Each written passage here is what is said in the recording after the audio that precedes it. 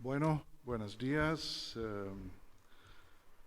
Decir que agradezco la oportunidad es un poco extraño porque yo tenía la posibilidad de colocarme en este panel, pero tengo que decir de que por favor no atribuyan lo que voy a decir a la Fundación Friedrich Ebert ni al Partido Socialdemócrata Alemán, del cual yo soy un miembro, pero hablo no en representación ahora de la Fundación Ebert ni del SPD.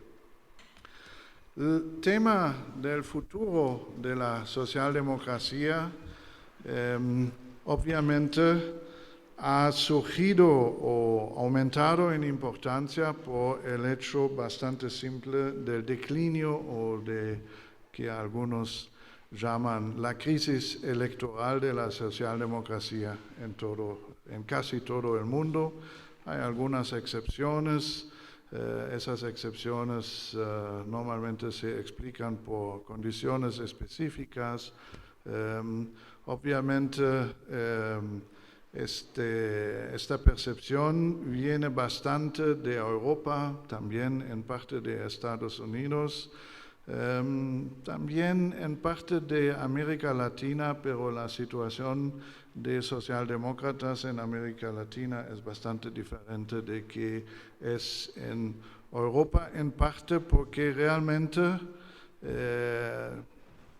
no hay realmente partidos socialdemócratas que pueden, de los cuales se puede decir que tienen la capacidad de ganar, por ejemplo, el liderazgo o la mayoría para formar un gobierno en América Latina. Normalmente son partes de partidos o alianzas más amplias en que los socialdemócratas no necesariamente son la mayoría, como por ejemplo en el PT en Brasil. Creo que se puede decir lo mismo sobre Morena o antiguamente el PRD en México, pero realmente el tiempo no es suficiente para hacer un análisis diferenciado de las situaciones en los varios países y regiones. Por esto, lo que yo voy a presentar está basado básicamente en, digamos, la situación en Europa, Estados Unidos, pero creo que hay algunas aplicaciones para México y América Latina. El primer punto es que hay un problema gigantesco de conceptos. Todos hablan sobre socialdemocracia, muchos piensan que es lo mismo que socialismo democrático. Yo pienso que hay una gran diferencia entre las dos cosas. Socialdemocracia es la vinculación de democracia liberal con algo como se puede llamar un capitalismo domado, en cuanto el socialismo democrático es algo que combina lo que Nadia Urbinati llamaría una democracia desfigurada con un capitalismo que no es domado, pero donde el capitalismo es el residual del control público de la política económica. Otros conceptos también se usan sin definir. Democracia es uno, voy a volver a esto. Capitalismo es el otro, que todo el mundo usa el concepto del capitalismo, pero nadie o casi nadie lo define claramente. Un debate sobre cómo definir capitalismo probablemente podría tomar todo un día entre nosotros. Por eso, para definirlo simplemente, un capitalismo es una economía de mercado. Significa de que la mayoría de las transacciones de bienes y servicios finales, no en su producción, se hace a través de mercados. No el mercado, pero mercados. En segundo lugar, el capitalismo existe donde los actores económicos, y no solamente los privados, pero también los públicos, invierten para que haya retornos, en el caso de los privados, que son privados, pero que pueden ser también retornos públicos, y las inversiones públicas se hacen para que maximizar los retornos públicos, es decir, los retornos para todos. Esa definición se puede debatir, ciertamente no es una definición que comanda consenso, pero a mí me parece que es una buena base para el debate. Todo el mundo habla sobre mercado, el Estado. En la realidad, ni uno ni el otro existen múltiples mercados y existen múltiples estados. Dependiendo cómo son configurados, los incentivos de comportamiento de los actores en estos fenómenos sociales son diferentes. Ahí viene la confusión con respecto a mercados. Muchos hablan de mercados libres. Los economistas normalmente cuando hablan de mercados libres realmente se refieren a mercados competitivos, pero como muchos economistas saben muy poco sobre la vida real y la economía real, ellos piensan que mercados competitivos por definición tienen que ser libres, pero exactamente el contrario es el caso. Un mercado competitivo en la mayoría de los casos solamente puede existir cuando es regulado y bien regulado. En cuanto a mercados libres, es decir, no regulados, tienen una tendencia hacia oligopolios, monopolios y todas las perversidades de informaciones asimétricas, problemas de agencia. Habla que quiera, los economistas tienen una lista que no se termina, tienen sus efectos sin ser moderados. Bueno, con estas preliminarias quiero comenzar con una tesis. Esta tesis es: democracia requiere movilidad social y material, lo que implica que democracia sin crecimiento es al mediano y largo plazo imposible. Si existe una democracia que no logra que la mayoría, y probablemente una gran mayoría de la población, tiene movilidad social y material, se va a transformar en algo que no queremos. Es decir, tal vez una democracia iliberal, tal vez una dictadura de varias formas y varios puntos intermediarios.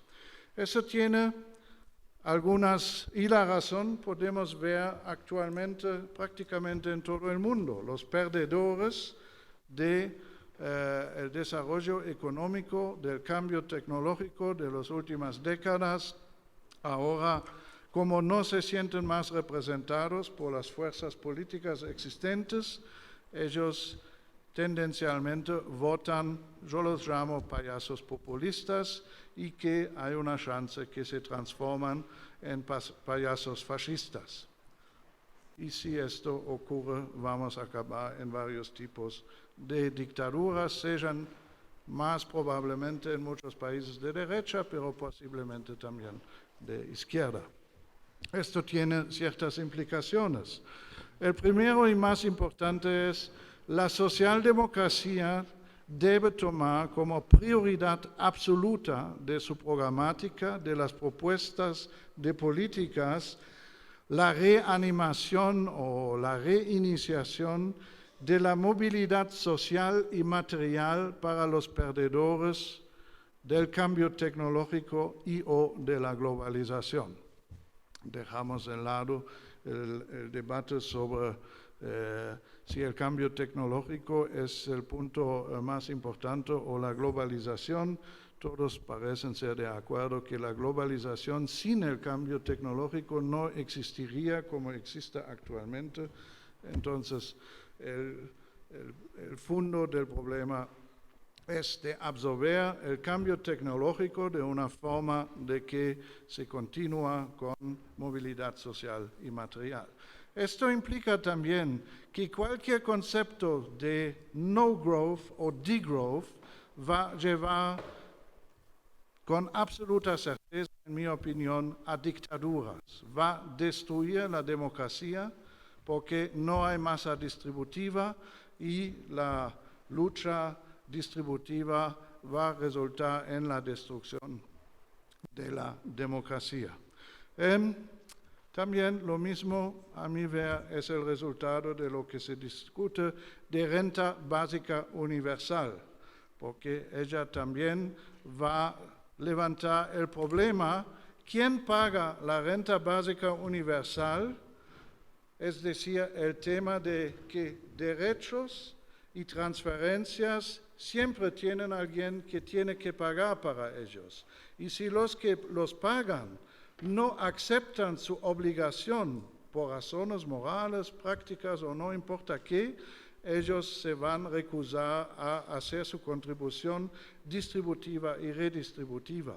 Y esto resulta normalmente en conflictos distributivos que lo más agudos que son no se pueden resolver, y la renta básica universal, cuando los beneficiarios de la renta básica universal ya es una mayoría de los votantes, ellos van a votar para un aumento de la transferencia sin que haya una contrapartida de recursos que los pueden financiar.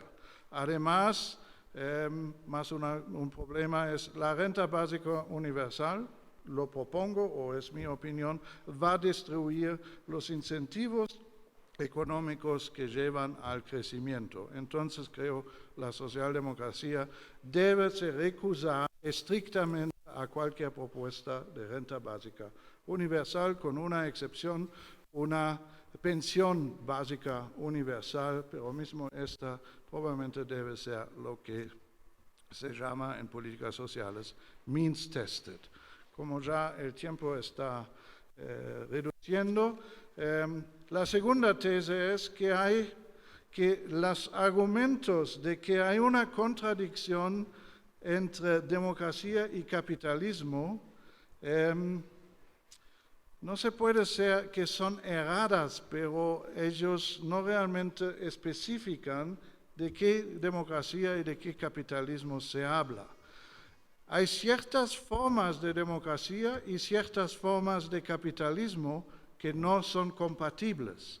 Sobre todo capitalismos rentistas, es decir, en que los ingresos de los actores privados dependen cada vez más en la extracción de rentas en vez de competir con otros participantes en los mercados. Este tipo de capitalismo no es compatible con democracia, pero un capitalismo competitivo, es decir, donde la mayoría de los mercados son más o menos competitivos, es decir, que tiene incentivos para que los participantes en los mercados, los productores, invierten en desarrollo tecnológico y aumento de productividad. Este tipo de capitalismos no solamente es no contradictoria con la democracia, pero es complementaria, y como no conocemos un mejor sistema de generar crecimiento, es realmente necesario para mantener la democracia. Esto socialdemócratas deben aceptar, y solamente en la discusión con los socialistas demócratas deben enfatizar y deben discutir con ellos con el objetivo de convencerlos de transformarse de socialistas demócratas en socialdemócratas. El tiempo ya me queda un minuto. Comentario final sobre el debate sobre desigualdad y distribución. Todo el mundo parece ser de acuerdo de que desigualdad es un problema, o es el problema, dicen muchos. Yo someto a ustedes que eso no es correcto, y quien lo piensa va a llegar a las políticas erradas, porque va a concluir de lo que se necesita son políticas que son primordialmente redistributivas, es decir, se toma a través de la política fiscal el valor agregado y o la riqueza existente y a través de impuestos progresivos se la redistribuye a los que tienen ingresos y riqueza menor. No es que esa política en sí es errada, obviamente se necesitan ciertos elementos de políticas redistributivas, es decir, después de producir el producto de un territorio, de una sociedad, de una nación, de un país, ¿ya? Pero la redistribución en sí siempre tiene el problema de que los que generan tienen de una forma u otra aceptar esa redistribución. Entonces entra el tema de las obligaciones, de la percepción de justicia y fairness, no solamente de los pobres, pero también de los ricos y de los generadores, y la gran mayoría de la riqueza es generado no por los ricos, es generado por lo que se puede llamar las clases medias. La amenaza de una redistribución que aumenta es una de las razones por qué clases medias en todo el mundo se recusan a políticas más distributivas, a políticas de aumento del ingreso fiscal, a reformas fiscales, etc. Inclusive en México, donde mucha gente de buena voluntad que ciertamente son de acuerdo o de cierta responsabilidad social, pero nunca aprobarían una reforma fiscal extendida porque no tienen la confianza de que sus impuestos más altos serían usados para fines que en su entendimiento de justicia social se usarían, pero tienen el miedo que acaban en los bolsos de la cleptocracia o de todos que son involucrados en el juego y en el sistema clientelar de redistribución de rentas. Entonces, para una política socialdemócrata, y la desigualdad es un síntoma o resultado, pero no es una causa. Es un síntoma y resultado de, se puede identificar una lista de muchos puntos que llevan a concentración de ingresos con fuentes diversas, sean ingresos de capital, sean ingresos de trabajo. En el libro de Karl Bosch se encuentran varios puntos que documentan esa concentración de ingresos por ejemplo, el cambio tecnológico. Entonces el uso del trabajo se ha cambiado, requiere, por ejemplo, una formación mucho más alta, entonces la gente con formación baja o sin formación en el mercado, en los mercados tienen remuneraciones más bajas. El resultado ha sido que entra más gente en los mercados de trabajo, etcétera, que deprime más los ingresos en cuanto a los con formación más alta y con un aumento de la demanda para esas personas tienen más ingresos. Hay también una concentración de empresas en muchos sectores, y esto me lleva a mi punto final, que tiene que ver algo con el Estado y la economía pública. Está claro que una economía moderna necesita, la gente normalmente usa la palabra el Estado. Yo prefiero decir necesita gobiernos democráticamente legitimados, que es muy diferente del concepto de Estado que mucha gente usa, que una economía mixta, capitalista competitivo necesita, o sería bueno que existiría gobiernos democráticamente legitimados que invierten en los bienes públicos que son necesarios y tienen un alto retorno social para que los privados puedan mejorar productividad y para que se preserva la competición en los mercados de bienes y servicios. Esto es infraestructura, capital humano, formación de capital humano, desarrollo de tecnologías básicas, en algunos casos hasta intermediarias. En el futuro vamos a tener un problema muy serio. Si ustedes miran a China, lo que ocurre en China actualmente se puede llamar un sistema de, palabra en inglés, nudging totalitario.